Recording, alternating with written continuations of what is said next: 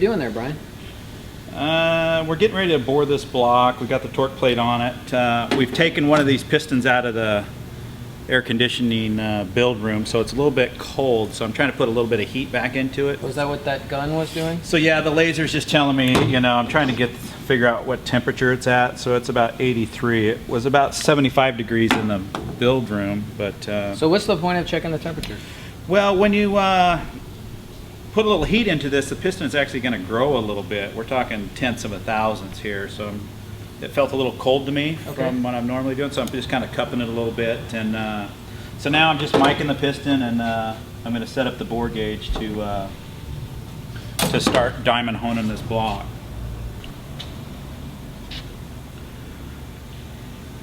Okay, so what we've done is we've mic'd the piston, we've set the setting fixture. Now we're going to set the gauge with our cylinder wall clearance that we're going to give the block. So basically I'm just kind of fine tuning this dial gauge, which reads in thousandths and half a thousandths. Okay, so now our setting fixture is ready. Hey Brian, this is a pretty cool machine you got here. Why don't you tell us a little bit about it? This is a Sunnen SV10. It runs a computer-controlled taper. So is that what we're seeing here in this picture? Yeah, what this is showing is it shows the cylinder in a high-definition kind of taper in the bore. So you can actually zoom in and look at what the cylinder walls, actually the computer sensing any taper in the bore through a load meter. So it's actually boring the block with a diamond honing head. So we can go back here to the run screen, and this will give me an auto dwell or a manual dwell. It'll give me a roughing cycle and a finish cycle, and it'll switch to an auto finish also. So I run it in a auto dwell and a roughing cycle at start, and this little needle will tell the computer where the cylinder wall is tight or where the cylinder wall is tapered. So if you'll take a look at this honing head, I'll explain this diamond honing. So this honing head is running diamonds, so it's running 4 diamond abrasives rather than a standard cylinder hone runs 2 abrasives and 2 shoes. I'll show you what So is that 4? Is each of these a diamond head right here? Yeah, each one of these is a diamond. It's actually impregnated diamonds. So you're running 4 of these and 16 cutting edges. So this is what a standard honing head looks like. So I could take it apart and show you. This is what most shops are running, is a standard abrasive.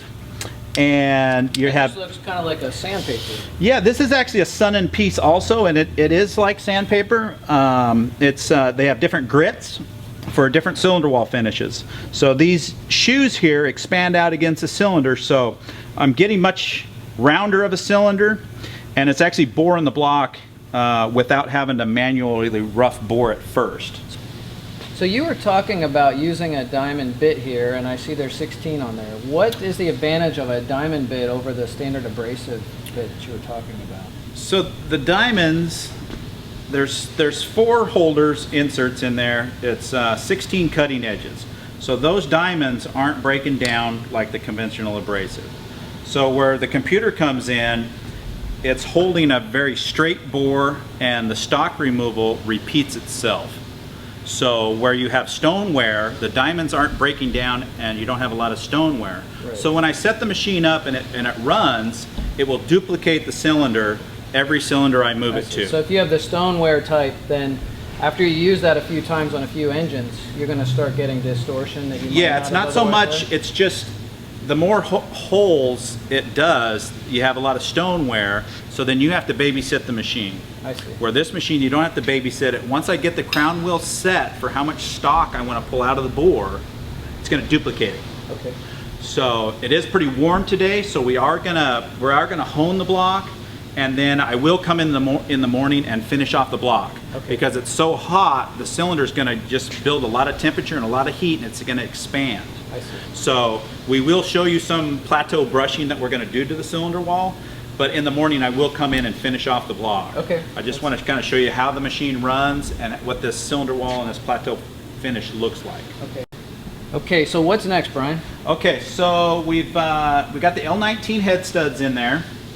So you're putting them on even before we assemble it in the block. How come? Yeah, what we're doing is we're trying to replicate a cylinder head bolted onto the block. So we've decked the block. So this is like an artificial cylinder head? Exactly.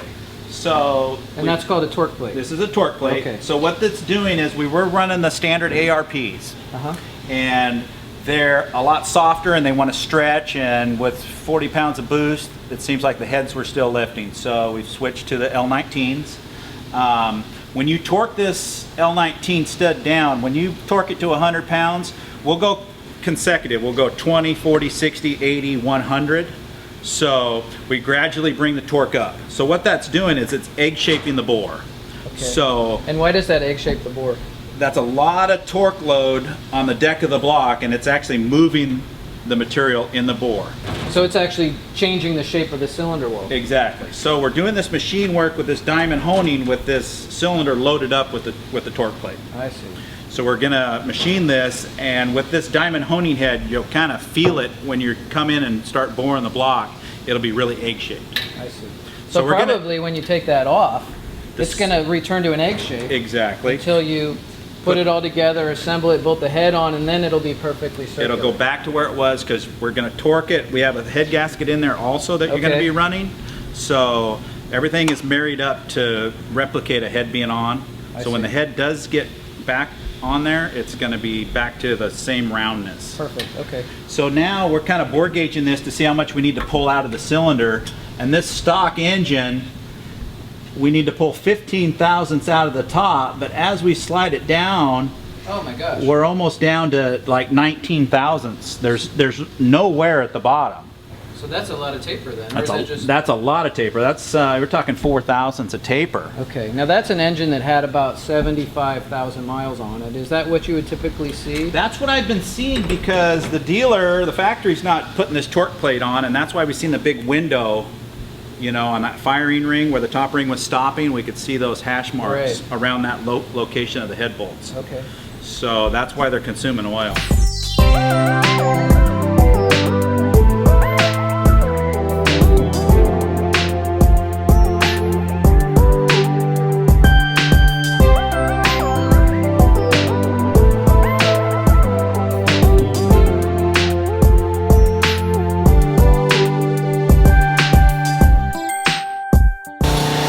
Is this the last part of the process? Yeah, I've got the crown wheel set, and now it's going into a finish cycle. So the crosshatch is coming into the bore. These diamonds like a lot of speed. So when it's boring the block, the honing head is wanting a lot of speed.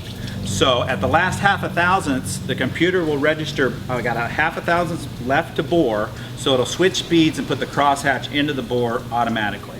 Okay. So the graph is showing the cylinder wall is looking pretty straight. I'm going to come in and double check.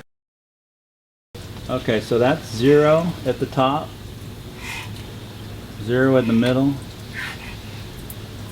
so 0, 0, and 0.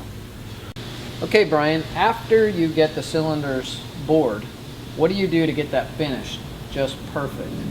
Okay, so what the next step is the cylinder wall, it's obviously hot, so we're not going to finish this till the morning. Okay. So the next step is we're going to come in the morning and we're going to dust this cylinder because it's going to shrink up. It's going to get colder. Dust it? Basically, we're going to come in there and take a few swipes and open up the bore a little bit because it's going to shrink because it's over 100 degrees now. Okay. So we're going to pull the diamonds out of the honing head, and then we're going to install 4 of these Plateau brushes. So these brushes will go into the honing head. I'll kind of pull one out here so you guys can see it. So after I pull this out, I'm going to insert 4 of the brushes. These brushes will get installed, and this is like a it's a little brush that has an abrasive on it.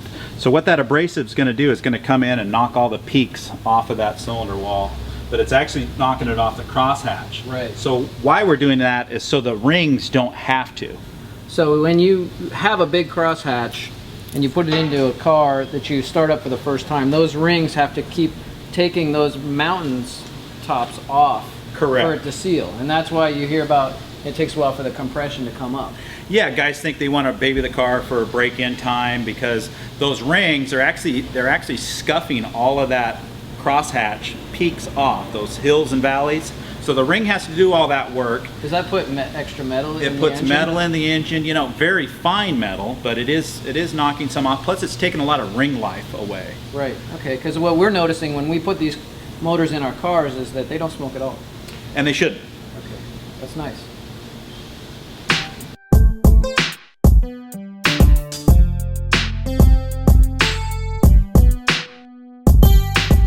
Beefier rod beam, and it's a little wider through here, a lot stronger up towards the pin area. You can just see the difference. So like I said, one of your hairs is 3/1000. This is 3/1000 on the gauge, so it's reading in tenths of a thousandths. It's very accurate.